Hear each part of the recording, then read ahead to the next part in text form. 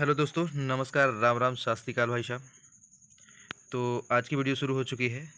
ये आज की वीडियो जहाँ तक पहुँचेगी सभी भाइयों को हम बता दें कि वीडियो बहुत महत्वपूर्ण होने वाली है। ये 30 प्रश्नों की श्रृंखला है, जैसा आपको स्क्रीन पे दिख रहा होगा। यूपी अल्टी ग्रेड टीचर एग्जाम के लिए है। ये एग्रीकल्चर बेस्ड क्वेश्चन है, यानी कृषि संबंधित जितने भी क्वेश्चन पूछे जाते हैं उत्तर प्रदेश में, इस 30 प्रश्नों में मैंने सम्मिलित कर दिया है। इसका दूसरा पार्ट भी आने वाला है। तो पहले पार्ट में बिल्कुल इंपॉर्टेंट क्वेश्चन रखे गए हैं। दूसरे पार्ट में जो क्वेश्चन रखे जाएंगे उसके और भी इंपॉर्टेंट। मैं आज टाइम ज़्यादा नहीं लूँगा क्योंकि मैंने आंसर एडवांस बता ही दिया है। फटाफट आप देखिए और हम लोग आगे बढ़ते हैं। चलिए, पहला क्वेश्चन, भारत में हरित क्रांति कब शुरू हुई थी? ये पूछा जा रहा है, ग्रीन रेवोल्यूशन। तो इसका आंसर है 1966, 1966 में। थोड़ा सा व्याख्या पढ़ लीजिए। हरित क्रांति 1966 में उच्च उत्पादकता वाली गेहूं की किस्मों के प्रयोग से शुरू हुई, जिसका नेतृत्व डॉक्टर एम एस स्वामीनाथन ने किया। चलिए, दूसरा क्वेश्चन क्या है?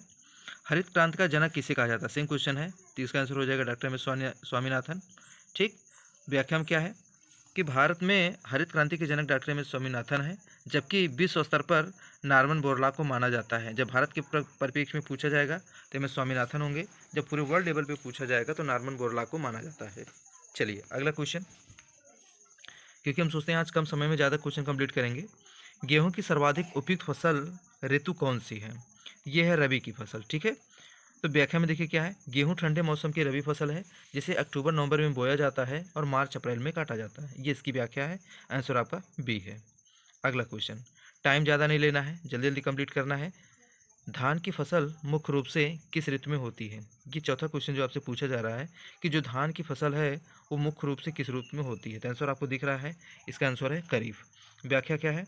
धान गर्मी और वर्षा वाली खरीफ फसल है। बुआई जून जुलाई में होती है और कटाई इसकी अक्टूबर नवंबर में होती है, जो इस टाइम पे स्टार्ट होने वाली है। चलिए, पांचवा क्वेश्चन क्या है? भारत में नीली क्रांति किससे संबंधित है? ये पूछा जा रहा है। ब्लू रिवोल्यूशन, नीली क्रांति किससे संबंधित है? तो इसका संबंध जो होता है वो मत्स्य पालन से। इसका आंसर है। व्याख्या में नीली क्रांति मछली उत्पादन को बढ़ाने से संबंधित है। अगला क्वेश्चन, तो दोस्तों फटाफट थंबनेल कर दीजिए, वीडियो को लाइक कर दीजिए। लाइक करने के बाद उसको चैनल को सब्सक्राइब करके अपने दोस्तों को शेयर कर दीजिए। तो अगला क्वेश्चन, क्वेश्चन नंबर 6। ये इतनी इंपॉर्टेंट क्लास है, अगर वीडियो के अंत तक बने रहेंगे तो लास्ट में आपको ये देखने को मिलेगा कि बहुत ही इंपॉर्टेंट क्वेश्चन रखे गए हैं। इंपॉर्टेंट होने के साथ साथ ये जो क्वेश्चन है ये एग्रीकल्चर बेस है। एग्रीकल्चर से रिलेटेड कोई भी क्वेश्चन आपका छूटने वाला नहीं है। तो अगला आंसर आप देख ही लिए होंगे। श्वेत क्रांति का संबंध किससे है? तो इसमें पूछा जा रहा है व्हाइट रिवोल्यूशन किससे है? तो ये दुग्ध उत्पादन से है। ठीक है ना। तो श्वेत क्रांति दुग्ध उत्पादन में वृद्धि से संबंधित है। इसके जो फादर हैं, जो इसकी शुरुआत किए हैं, डॉक्टर वर्गीज कुरियन ने इसको आगे बढ़ाया है, उनको माना जाता है। चलिए, अगला क्वेश्चन, सातवां क्वेश्चन, थोड़ा सा हम टिक करते रहें ताकि आपको। सातवां क्वेश्चन क्या है? भारत का मुख्य दलहन उत्पादन राज्य कौन है? यानी सबसे ज़्यादा भारत में दाल के उत्पादन राज्य कौन कौन से हैं? सबसे ज़्यादा कहाँ पे इसका उत्पादन होता है? तो इसका आंसर क्या है? उत्तर प्रदेश। क्या है इसका? उत्तर प्रदेश। व्याख्या में क्या है? भारत में दाल उत्पादन में उत्तर प्रदेश का स्थान प्रमुख है। अगला क्वेश्चन, चलिए, भारत में राष्ट्रीय कृषि दिवस कब मनाया जाता है? ये पूछा जा रहा है, राष्ट्रीय कृषि दिवस कब मनाया जाता है? आंसर इसका क्या है? 23 दिसंबर को। ठीक। थोड़ा सा इसको देखते हैं, व्याख्या में क्या है। 23 दिसंबर को चौधरी चरण सिंह के जन्मदिन पर किसान दिवस या उसको राष्ट्रीय कृषि दिवस के रूप में मनाया जाता है। ठीक है, किसके सामने? चौधरी चरण सिंह के। अगला क्वेश्चन, प्रधानमंत्री फसल बीमा योजना किससे है? किस वर्ष प्रारंभ हुई है? ये देखिए 2016। चलिए, थोड़ा हटा दें, आप नोट कर लीजिए। व्याख्या में क्या है? यह योजना 13 जनवरी 2016 को किसानों को प्राकृतिक आपदाओं से सुरक्षा हेतु शुरू की गई है। यानी जो नेचुरल डिजास्टर हो जाती है उससे सेफ रखने के लिए इस प्लान को स्टार्ट किया गया है। अगला, चलिए, इसका फट से पूरा नाम बता दीजिए। तो ICAR, इसका आंसर क्या है? Indian council of agricultural research. चलिए, व्याख्या देख लीजिए, वही सेम चीज़ें हैं। अच्छा, एक चीज़ दी गई है, ये ICAR भारत की कृषि अनुसंधान परिषद है।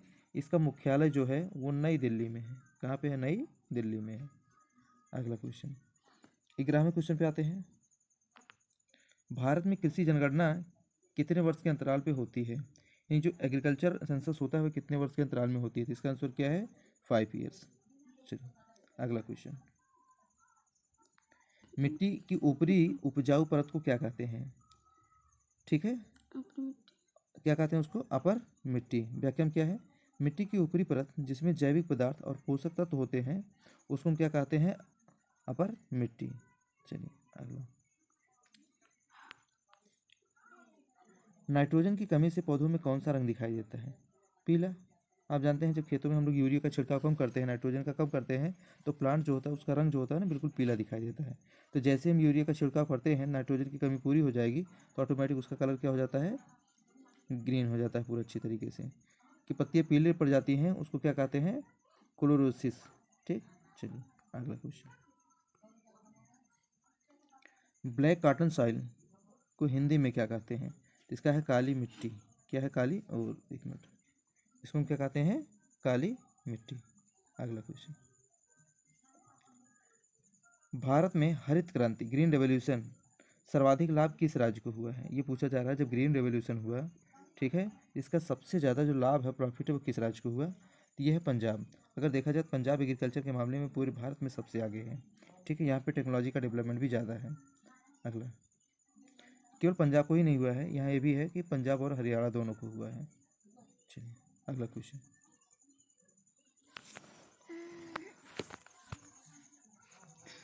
अगला क्वेश्चन क्या है, अच्छा हाँ, कृषि जनगणना का पहला वर्ष कौन सा था, यानी वह वर्ष कौन सा था जिसमें कृषि की जनगणना आपकी स्टार्ट हुई थी, तो आंसर क्या है, 1970 में।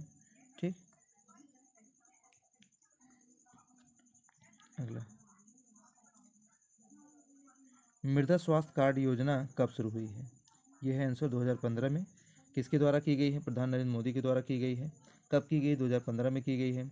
इसका मेन रीज़न क्या है कि जो मिट्टी की गुणवत्ता है उसका परीक्षण किया जा सके, इसका मेन है। मैंने सभी टॉपिक को कंप्लीट कर दिया, अगले क्वेश्चन की तरफ आगे बढ़ते हैं। चलिए, ये क्या है, पूछा जा रहा है कि भारत में सबसे अधिक क्षेत्र किस फसल के अंतर्गत आता है।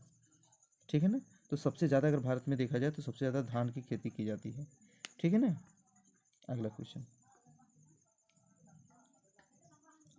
कृषि उपज में मंडी का उद्देश्य क्या है, ये पूछा जा रहा है। जो कृषि उपज मंडी का उद्देश्य क्या होता है, उद्देश्य इसकी क्या है कि फसल का उचित मूल्य दिलाना, यानी जो आप क्रॉप का प्रोडक्शन करते हैं उसका बिल्कुल आपको फेयर प्राइस मिल सके, ये उसका मेन उद्देश्य है, किसका, कृषि उपज मंडी का। ठीक, अगला क्वेश्चन, भारत में गन्ना अनुसंधान संस्थान कहाँ स्थित है, एकदम बिल्कुल ध्यान से क्वेश्चन देखिएगा कि पूछा जा रहा है जो गन्ना अनुसंधान संस्थान है वो कहाँ पे स्थित है, तो इसका आंसर क्या है, कानपुर। ठीक, चलिए, ये जो IISR है, भारतीय गन्ना अनुसंधान संस्थान, ये कानपुर में स्थित है। यहाँ भी व्याख्या में भी वही चीज़ें हैं। अगला, भारत में कपास किस प्रकार की फसल, ये पूछा जा रहा है, इसका टाइप की किस टाइप की है, ये खरीफ की फसल है। ठीक, 22वां, ये जो 22वां क्वेश्चन है इंपॉर्टेंट है, इसको ध्यान से लगाइएगा, ये बार बार पूछा जाता है। यानी पीली जो क्रांति है इसका संबंध किससे है, पीली क्रांति का मतलब क्या है, येलो रिवॉल्यूशन, पीली क्रांति, इसका रिलेशन किससे है, तेल उत्पादन से। किससे है, तेल उत्पादन से। ठीक है ना, इसका मेन टारगेट क्या था कि यानी जो खाद्य तेल है जो खाया जाता है उसको बढ़ाया जाए। ठीक, चलिए 23वां क्वेश्चन, अब लगभग हम लोग वीडियो के एंड तक पहुंच रहे हैं, धीरे धीरे 23वें क्वेश्चन पे पहुंच गए हैं। अभी हम जहाँ तक देख पा रहे हैं बहुत से लोगों ने थंबनेल नहीं किया है, वीडियो को लाइक नहीं किया है, थोड़ा सा लाइक कर दीजिए ताकि वीडियो बनाने का मकसद पूरा हो सके। चलिए अगला क्वेश्चन, ये क्या है, ड्रिप इरिगेशन तकनीक सबसे उपयुक्त है, यानी जो ये ड्रिप इरिगेशन टेक्निक है ये सबसे उपयुक्त है किसके लिए। ठीक है ना, तो ये जो ड्रिप इरिगेशन होता है वो किसके लिए होता है, सब्जियों और फलों के लिए ही बेस्ट माना जाता है। इसकी व्याख्या में क्या है, क्यों है ये, कि इस विधि में यानी जो ड्रिप इरिगेशन सिस्टम है, जो पानी होता है सीधे पौधों की जड़ तक क्या होता है, पहुँच दिया, डायरेक्ट उसमें ही दिया जाता है, पानी वेस्ट भी नहीं होता है और फसल की जो प्रोडक्शन होता है वह बढ़ जाता है। चलिए 24वां क्वेश्चन क्या है, राष्ट्रीय डेयरी योजना किस वर्ष प्रारंभ की गई है, किसको पूछा जा रहा है, राष्ट्रीय डेयरी योजना को। तो जो राष्ट्रीय डेयरी योजना है ये वर्ष 2012 में स्टार्ट किया गया था।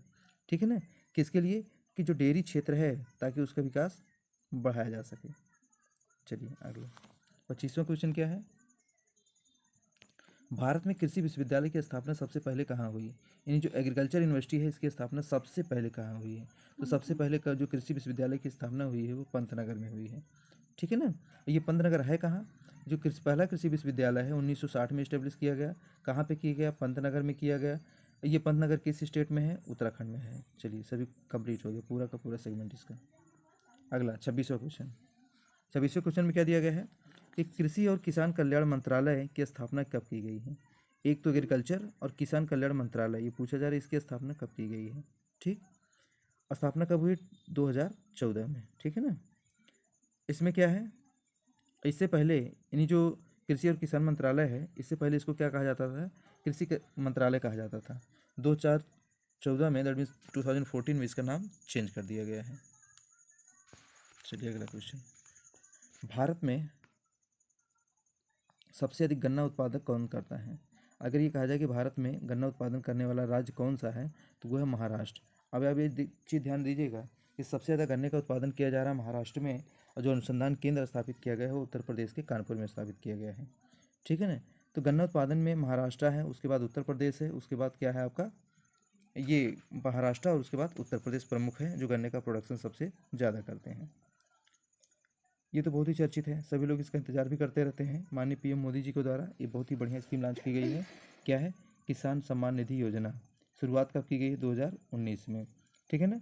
इस योजना के तहत हर किसान को जिसके नाम से खेत है 2,000 रुपये उनको मिलता है। ठीक है, 2019 में शुरू की गई है। चलिए अगला क्वेश्चन 29 लास्ट सेकंड क्वेश्चन है।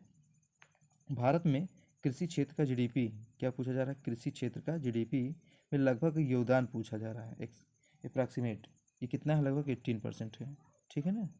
कितना है? लगभग 18% है। थोड़ा सा इसकी व्याख्या देख लिया जाए। सेम चीज़ दी गई है। भारत का कृषि का भारत में जो जीडीपी परसेंटेज दिया गया है लगभग कितना है? 18% है।